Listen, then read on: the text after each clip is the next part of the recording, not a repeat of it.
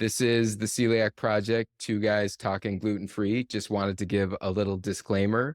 We are not medical experts, doctors, dietitians, Nurses. bone experts, surgeons. We're only experts at being celiac patients. So enjoy the show. And if you're going to do any changes to your diet or need real medical advice, please go to the medical professionals. That's what they're there for. We have an amazing treat for you. If you want to listen and watch this week's episode, you can go to youtube.com/@celiacproject and watch it there. If you prefer, you can listen as you usually do. We hope to have some of our future shows on video as they are available, so look for that as well. Now let's get to the show.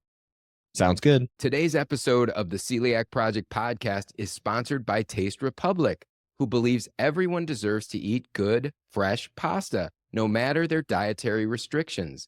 All of Taste Republic's pastas are certified gluten-free and beloved for not sacrificing taste or texture. With fan favorites such as 4-cheese tortelloni and cauliflower linguine, Taste Republic has a wide range of pastas to choose from. Find Taste Republic at retailers such as Meijer, Publix, and Target, or online at tasterepublic.com. You found the Celiac Project podcast, two guys talking gluten-free. I'm Mike. And I'm Cam. And who's joining us on the podcast today, Cam? Today we have Dr. Benjamin Lebwohl, MD, and Dr. Randi Wolf, PhD. They are collaborating on an exciting new study looking at technology with celiac disease, the GLUTECH Trial. Let's get to the show. Sounds good. Cam and I are so happy to be joined today on the podcast by Dr. Benjamin Lebwohl and Dr. Randi Wolf of Columbia University Medical Center. How are you both doing today? Great.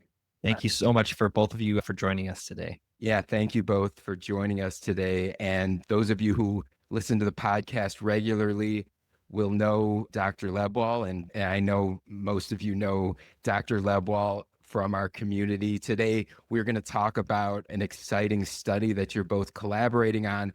Before we get to that, why don't we start with you, Dr. Lebwohl? Why don't you tell our listeners just maybe a quick refresher, because I know most everybody has heard you and knows of the great work you're doing for our community, but maybe any quick little snippet that you'd like to share with us today.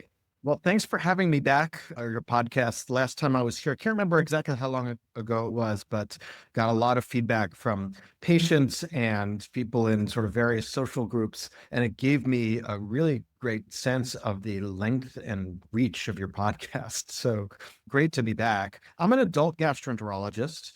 So I take care of adults with a subspecialty in celiac disease. My position at the Celiac Disease Center at Columbia University is Director of Clinical Research. And so by clinical research, these are research studies that involve meeting patients, having them agree to participate in research studies.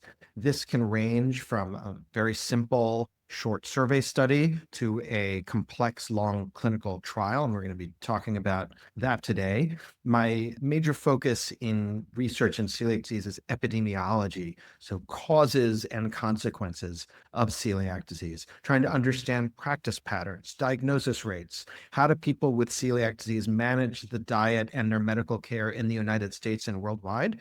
And of course, non-dietary treatments. We at the Celiac Disease Center at Columbia are in the forefront of testing these treatments. Great. Thank you for that. And thank you for the kind words, of course, about the podcast. We appreciate that. And Dr. Wolf, this is your first time on the podcast. So happy to have you. Maybe a little bit about your background and the work you do. We're happy to be here, and thank you so much for inviting us. So I'm a full-time faculty in the program in nutrition at Teachers College, which is one of the graduate schools within the Columbia University umbrella. I'm also the director of our graduate program, which has both master's and doctoral students.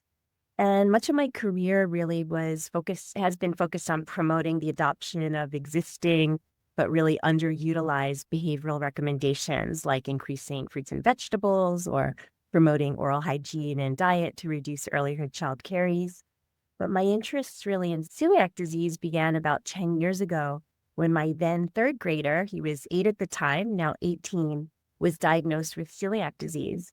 And when he was first diagnosed, I attended a roundtable discussion that was hosted by the Celiac Center at Columbia for new patients and their families.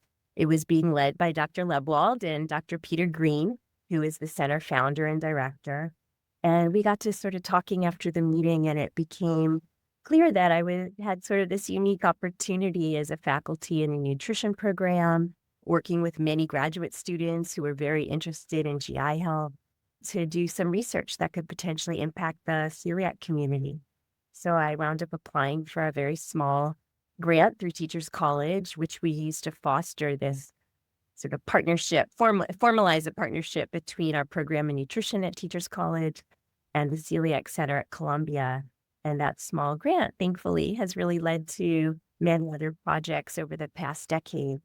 I've been particularly interested in sort of the quality of life aspects of celiac disease, building on some of the great work that Dr. Ann Lee and others have done at the Celiac Center.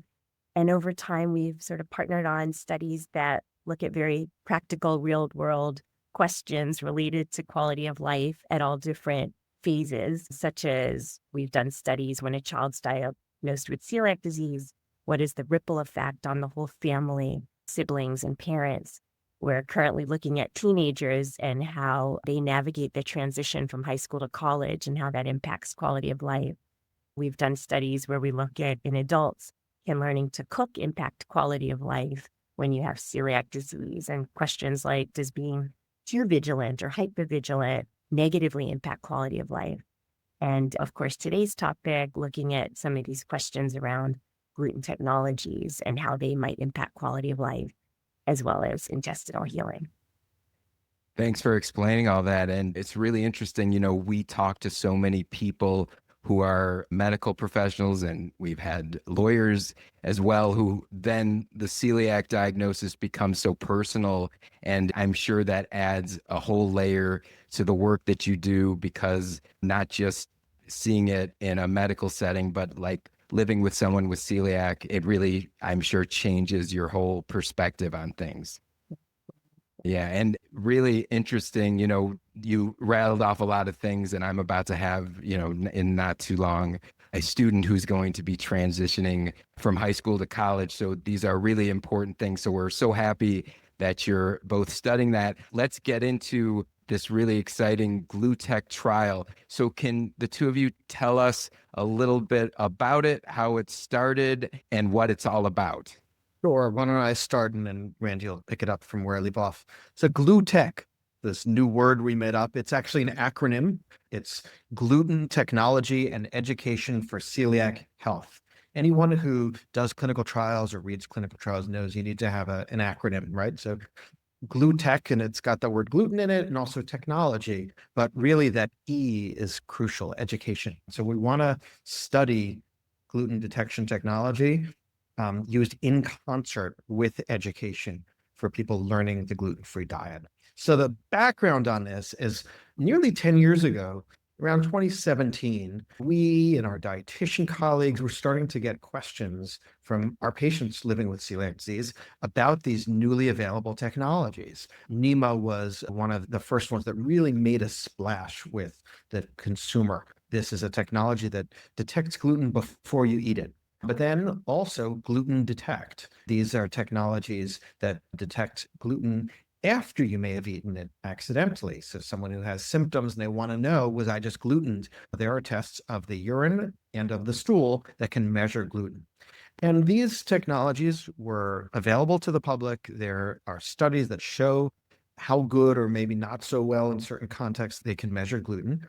But there weren't studies on whether they help our patients. In other words, whether they make them better off. Do they help their intestines heal? Do they improve their quality of life? Do they improve symptoms? And so Randy and I started working closely together to better understand this. We designed a small study, like a feasibility and acceptability study, where we gave out NEMA sensors to a small number of subjects, volunteers with celiac disease attending our Celiac Disease Center. At the same time, in parallel, our friends in Boston, at Boston Children's and Beth Israel Deaconess at the Harvard Celiac Center, they were studying urine gluten detect. And we were gathering what we were learning. And we thought that, maybe we should try to study this formally in a large scale. And so we applied for an NIH grant. So that's a grant from the National Institutes of Health. And they are the large publicly funded biomedical research funder. And we received a 2-year planning grant to design a large-scale clinical trial. And during that 2-year planning grant, we really set up the design for this clinical trial, which was then subsequently funded and launched. And that is the GLUTECH Trial. It is a 5-year long multi-center randomized trial. Now, for any individual going through the trial, it doesn't take them 5 years. It takes about 1 year. But we are funded for a total of 5 years to recruit people with recently diagnosed celiac disease. Early on, right before actually we launched the trial, we had to make the difficult decision to focus exclusively on urine gluten detect. We had originally hoped to also include NEMA, but as you and many of your listeners know, they've had issues with supply, and we were unable to procure enough NEMA supply to make it feasible for us to give this to study participants. So this is a randomized trial that really is comparing 2 strategies among people with recently diagnosed celiac disease attending our celiac disease centers. So the 2 strategies are the standard of care, which involves seeing a physician at the Celiac Disease Center, seeing a dietitian at the Celiac Disease Center, following up in a systematic way over the course of a year. That's the standard of care. And then the intervention or experimental arm is you get all of that, we do all that, but we also give you these gluten detect urine kits and encourage you to use them regularly, no matter how you're feeling. So even if you're feeling well, at least once a week, test yourself and see if there's any evidence that you've been exposed to gluten. And so we are recruiting people now at 4 centers that are open to recruitment. That's Columbia, the Celiac Disease Center, Columbia University, Vanderbilt University Medical Center in Nashville, the University of Chicago Celiac Disease Center, and the Beth Israel Deaconess Medical Center up in Boston. This is for people who are adults 18 to 75, but they need to be recently diagnosed with celiac disease, and they need to be at our center. So, Randi, you want to tell our audience what they'll actually go through if they get enrolled in this trial? Yeah. Just to follow up on what Dr. Lebwohl said, so there's really 4 main aims to the study. The first is looking at this sort of added effectiveness beyond standard of care of the gluten technology in promoting our main outcome, which is looking at mucosal recovery. So we'll look at a biopsy the end of 12 months. But then we also are really interested in our secondary aims as well, which is looking at all of these quality of life aspects. So we'll be looking at whether or not the technology potentially promotes improvements in things like symptoms or gluten-free diet adherence and quality of life issues, including anxiety and depression, and whether or not it might be creating any kind of maladaptive or disordered eating. And we'll also look at changes in serology. We also have an aim that's going to look at cost effectiveness and whether these technologies are cost effective. And then we also, our last aim is trying to look at the mechanism. So if in the end of the trial we find out that these technologies do seem to be beneficial, we'll want to know why. Why are they helping people, and for whom, which sort of subcomponent of participants are they helping? And if it doesn't seem helpful, we'll also want to try to understand why not. As far as eligibility criteria, Dr. Lebwohl already mentioned some of the key ones, being 18 to 75 years of age, being recently diagnosed with celiac disease with a confirmed biopsy, and on a gluten-free diet for less than 4 months. That's really important. Being an existing patient, as he mentioned, at one of the 4 sites, not currently using gluten technology in urine and stool, and they also have to have an initial dietitian visit at one of the recruiting centers. And as far as what else they'll be asked to do, other than what Dr. Lebwohl mentioned, is they'll also be asked to give some blood and some urine at their first and last visit. At that 12-month final visit, they'll also be asked to have an endoscopy. That's going to be able to tell us if these technologies seem to be helping people to heal and how fast. They'll also be asked to fill out quite a lot of surveys because we have a lot of questions to know how they're helping as far as adherence and symptoms and mood and quality of life. And that'll be at multiple time points. And then for those who are in the technology arm, in addition, as Dr. Lebwohl mentioned, to asking them to test once a week, whether it's a routine test or if they feel they've been gluten, we'll be asking them to log. So we'll send them a link each week, just asking, did you test this week? How many times did you test? Did you test because you thought you were gluten or it was routine? And what were the results, positive or negative? And how did that make you feel? Because we're really curious about how does a positive test maybe make people feel reassured or give people peace of mind? Or does a positive test make people nervous or feel anxious or frustrated because, they weren't being exposed? And then for those in the control arm, they won't be doing the technology, but we're going to ask them to do all these optional surveys every month. And these are some extra questionnaires that some of the top researchers in the country that we've been collaborating with all feel are some really important questions that we want to learn more about. And we'll ask questions related to brain fog and oat consumption and health literacy and all these different things that we'll be able to use this as an opportunity to collect some data on. And we do compensate people for their time. Everybody gets an iPad, and the iPad does help to facilitate completing the surveys and all the remote visits. And then we do tie the use of the technology and those optional surveys, visits with the dietitian, the endoscopy, to financial incentives as well, because we appreciate that with any trial, it is a big investment of your time. And, we're really grateful for people's participation, and we want to thank them, at least in the form of some financial compensation. Definitely. Well, me and Michael are both well aware of how that works since we've both participated in some trials in the past. Unfortunately, we're too veteran in our celiac diagnosis to participate in this one, unfortunately. But that sounds really cool, and what a fascinating study. Hey, Mike, I wanted to take a minute to talk about our sponsor, Taste Republic. Taste Republic was founded with a singular purpose, and it's one that they have not swayed from, producing high-quality, fresh, gluten-free pastas. Yeah, Cam, and what's really cool was how it all started. One of the Taste Republic co-founders was selling traditional pasta at the local farmer's market, had a loyal customer diagnosed with celiac disease, and was upset that they could no longer eat the pasta. And with that as the driving force, he set out to develop a recipe that was gluten-free, yet matched the taste and texture of traditional pastas. Yeah, and the wild part is that Taste Republic really pulled it off. They still operate under the idea that everyone deserves to eat good pasta no matter their dietary needs. They continue to develop some of the best gluten-free pastas available, like their famed 4-cheese tortelloni. The best part is you can find your favorite Taste Republic bag of 4-cheese tortelloni or spinach and cheese tortelloni at retailers such as Meijer, Publix, and Target. Check out all their delicious pastas at tasterepublic.com, where you can use their convenient store locator to find them locally or purchase online. Now let's get back to the show. Sounds good. I'm kind of curious too. Were there other studies that had to do with quality of life or with technology that kind of led to the combination for this study? I'm just curious where did the idea come from to do this study? So, yeah, this was built on the shoulders of other studies and other investigators. There are certainly studies of technology. Most of these studies involve, taking the food and measuring, with the technology, spiking the food with gluten and saying, oh, this technology can detect this amount of gluten, but not that amount of gluten. So we have that.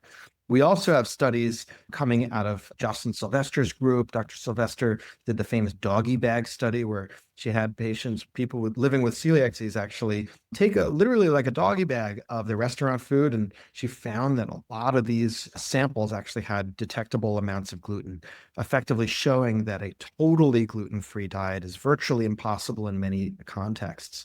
So that plus these technologies, plus some really important pioneering work by Randi Wolf on hypervigilance and the potential downsides and cost of the gluten-free diet, all led to, this being the time to study what is the effect of these technologies on gluten avoiding behavior and navigating the diet. Now, the reason we are sticking to someone only within 4 months of a diagnosis is severalfold. One, if we want to see how people are healing and if they're healing faster and better, we need to find them early, right? Because many people with celiac disease, they eventually heal. And so someone who's been living with celiac disease for a long time, hopefully they've healed already. But if we want to look at that, it has to be early.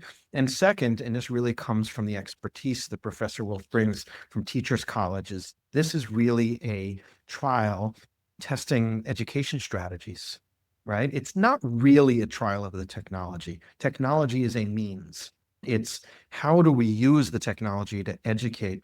And we think that that first year is so crucial because that is when habits are laid down. And that's when you sort of figure out how to navigate this diet and living with celiac disease and gluten-free life. And so it's that critical time that we think that our intervention and teaching has the greatest impact, and using the technology may augment that. It may, and that's why we're studying it. Thank you. I appreciate that. That's a perfect answer too. I was going to say, why is now the right time to do this study? But that was a perfect follow-up to that as well. Oh, I was just going to maybe add to that as far as why this might be such a good time to do this study. It's still, of course, the only treatment, being on a strict gluten-free diet for life. And although there are many drugs in the pipeline, we know that diet is still the only option. And we see technology as maybe, this aid, a tool in people's toolbox that can help to monitor if gluten is getting in. We also think it's sort of this good time because as a result of COVID, people became so familiar with COVID testing and sort of self-monitoring at home. And these gluten immunogenic peptide, these urine kits are really, really similar. So you take a sample, instead of a nose swab, you're taking a sample of your urine, you're mixing it with a little bit of a solution, and then you're shaking it together, putting a few drops on a strip, and then you're waiting, in this case, to see if there's been a positive or negative exposure for urine. It's in the past 24 hours. So that sort of process is very familiar to people. So when we've been randomizing people into the study, and for those in the technology arm, that's the first thing we always say to them. We ask if they've been familiar. And of course, most people are all familiar with COVID testing and they could relate to it because it's something everyone's so used to. And, the other reason we think it's such a good time is because we think it's sort of just the beginning. These are the technologies currently available, but we already know there are others coming. There's others similar to NEMA. There's one called Leo Verified, which has just recently come out. There's Allergy Amulet, which is in a pre-order phase.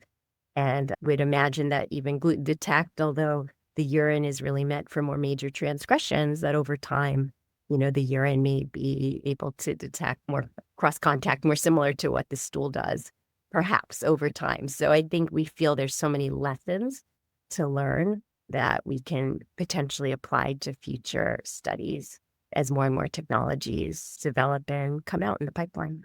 Yeah, it's a really interesting time because technology is moving forward so quickly. And maybe a question that I have to finesse a little bit, because I know since you're just doing this study now that maybe you can't give me all your opinions on it, but Cam and I have experienced using some of these tools, and at times it can be a little bit of a double-edged sword as people with celiac, is that you have this tool that can maybe help, but as you pointed out, there's an added cost to using it, and then you sometimes have to wait before eating your food, and then you can also have to then deal with the repercussions of if you find that there is gluten in your meal, of like talking to wait staff and managers and the awkwardness of that. What are your thoughts on these kind of things in general, like as much as you can tell us? Because as I say, I know that's why you're doing the study, is to get some results from it. But do you have personal feelings about these things? Because it can also be very polarizing in our community when we've put out that we've tested this, and some people live and die by those tests, and others think you're crazy. So I'd love to hear some of your thoughts on it. That's a great question. To do a trial, you can't feel too strongly in either direction. You really need to have some degree of what's called clinical equipoise to honestly, look the patient or the subject or your co-investigator in the eye and say, I don't know. I really don't know. Generally, we test things that we think have promise, that we believe are going to be helpful, but we're really not sure. And as you point out, there's a double-edged sword here. Is having all of that knowledge always such a good thing? Following a gluten-free diet for the long term is hard, and it really presents different challenges at different stages of life. Now, this technology, I think, is a promising tool to complement dietitian-provided education, not to replace it. And so that's the reason we're not comparing dietitian to gluten detect. We're comparing dietitian alone to dietitian plus gluten detect. Actually, one of the reasons that this trial is restricted to patients at our 4 centers is specifically because of the central role of this dietitian expertise, which, as you know, is not so easy to come by. And not everyone who says that they are a gluten-free and celiac expert really has that kind of knowledge, expertise, and judgment.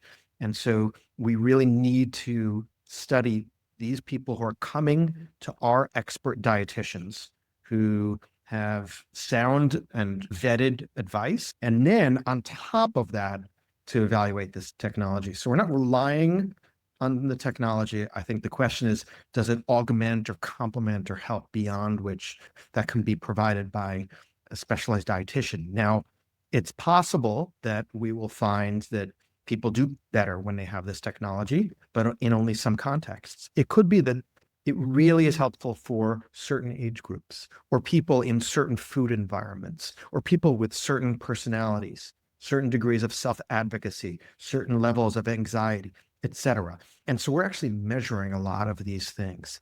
It's also possible that we will find that the use of technology does not augment healing or symptoms or quality of life, but that in and of itself, I believe, is a service to our community, because we need to know, is this helpful or not? Should we recommend it or not? So if the answer is no, that is in and of itself helpful.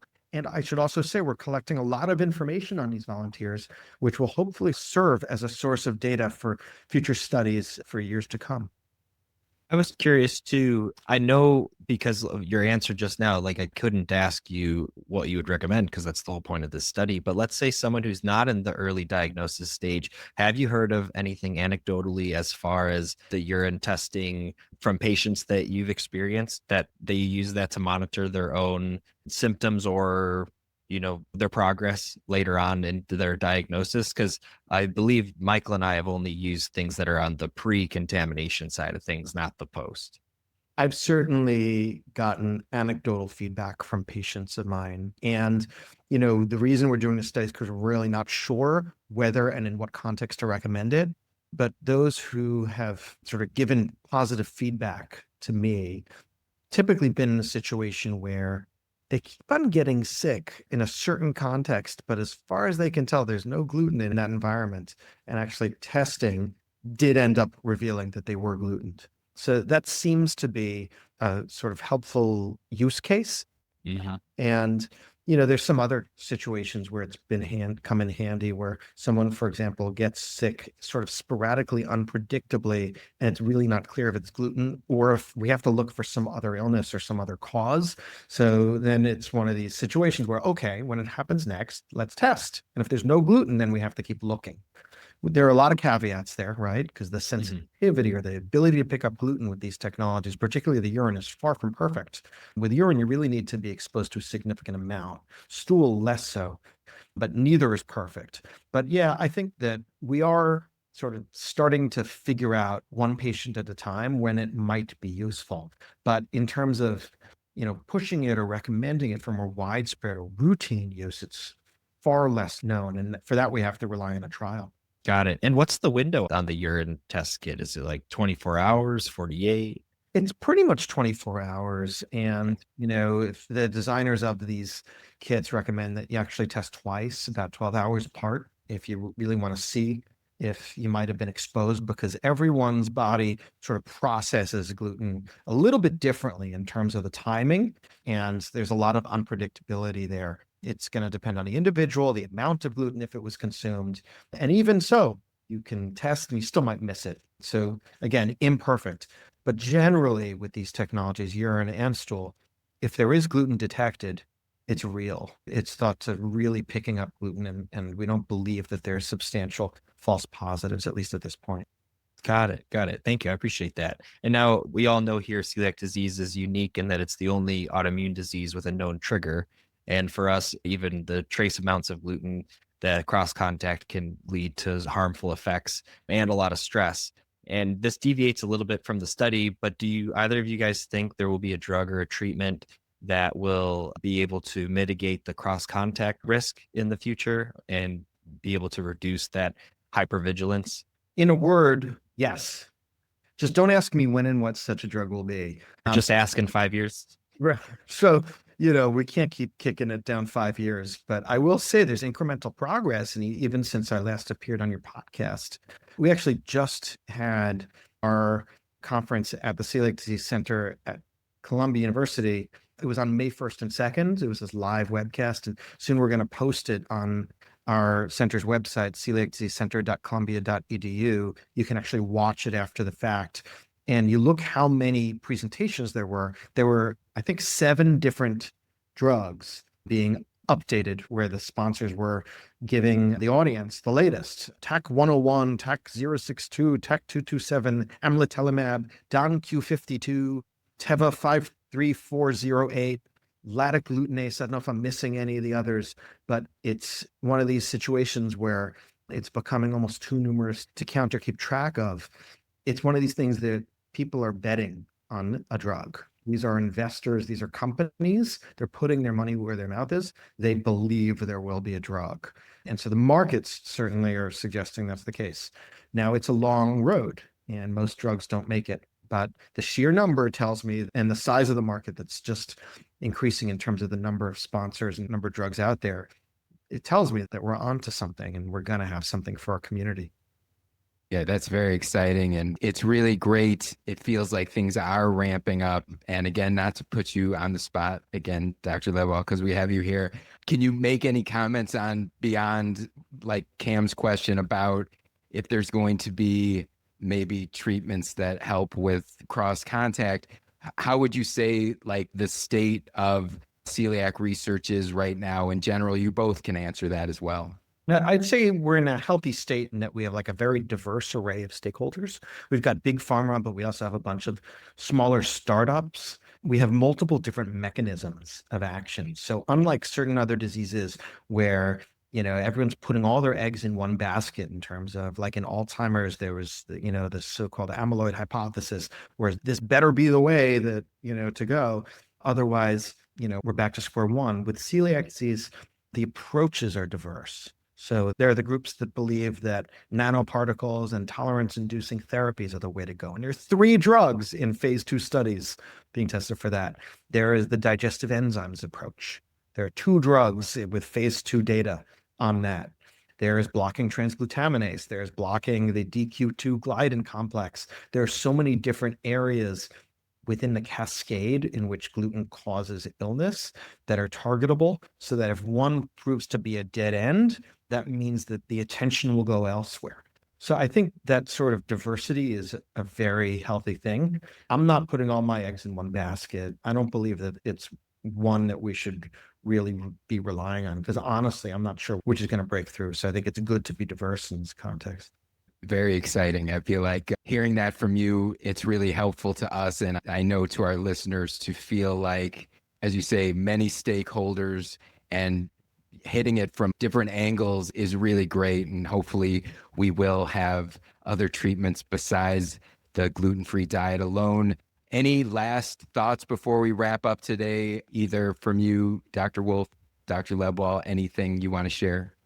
Maybe I could just share, in addition, I think, to the medication, all the potential drugs that Dr. Lebwohl just described, which are so exciting. I think there's just also such interesting work also being done related to quality of life, with people just really appreciating that it's not just about adherence to the gluten-free diet, but just there's so many different aspects related to social and emotional health that are part of the experience when someone has celiac disease, and people doing, myself, but many others as well, really interested in better understanding how to help people navigate that aspect. As far as anything else, I'd love to, if it's okay, share our website for anybody who might be interested in the GLUTECH trial. It's www.glutech, GLUTECH trial, TRIAL.org. So glutechtrial.org. I'll quickly just remind people the eligibility criteria. So it's 18 to 75 years old, recently diagnosed with celiac disease with a confirmed biopsy and on a gluten-free diet for less than 4 months. And they have to be an existing patient seeing a clinician at one of the 4 participating centers: Columbia, Beth Israel Deaconess Medical Center, Vanderbilt University Medical Center, and the University of Chicago. And I think Dr. Lebwohl is also going to share a little bit about another study that's coming up too. We always have studies being planned. We're actually right now in the early phases, but hopefully soon we'll be launching a survey study of our community on, knowledge, attitudes, and belief about gluten technology. There's so little out there about just learning how popular is this technology, who knows about it, what do people believe about it. And so we thought we would try to learn more about that. I would just add, in the end, that this is a difficult trial to execute. There's a lot of moving parts here, the GLUTECH trial, and it can only be done because of public funding. So this is the National Institutes of Health, the NIH, which is funding this because it's a priority to better study and better understand celiac disease. These technologies are being developed. The companies that are developing the technologies have done some testing on them, but no one is going to do this kind of trial. And this is the kind of trial that really serves the public, which is why it makes sense that public taxpayer funds are being used to fund this study. So we're grateful to have the opportunity to propose and develop this trial. This has been, a singular privilege in my career to be working with Randi Wolf, to be designing this trial. It's like building a house. There's so many aspects of this, and we're learning as we go, but it's been such a privilege, and we're most grateful to our patients and those who are volunteering their time. It's a real commitment to be part of this, but ultimately it's serving our community. Yeah, we're really grateful the two of you are doing this kind of study. I know I can speak a little for Cam here, the social emotional part of living with celiac disease, which I think does get swept under the rug too much. It's sort of, so many of us are sent on our way, go gluten-free, you'll be fine. And I feel like this study is going to do so much to help understand a little bit more like what's going on with people as they have to live gluten-free and the hypervigilance and all of that. So we really appreciate the work that you're doing. And I will appeal to all our listeners, if you do fall in that window, check this out. It's such a good feeling when you're part of this kind of study. Cam and I have likened it to, we can't all go to space. So you're doing some pioneering stuff to really help our community and push everything forward. So we really appreciate you joining us today. Appreciate, all you're doing and hearing about this great work. Thank you so much for having us. Yes, thank you. It's a pleasure. Thank you again. Thanks for listening to today's show. If you like the podcast, please consider leaving us a 5-star review on Spotify, iTunes, or wherever you listen to the podcast. This will help other people find the show. Thanks so much, and we'll see you next time. See ya.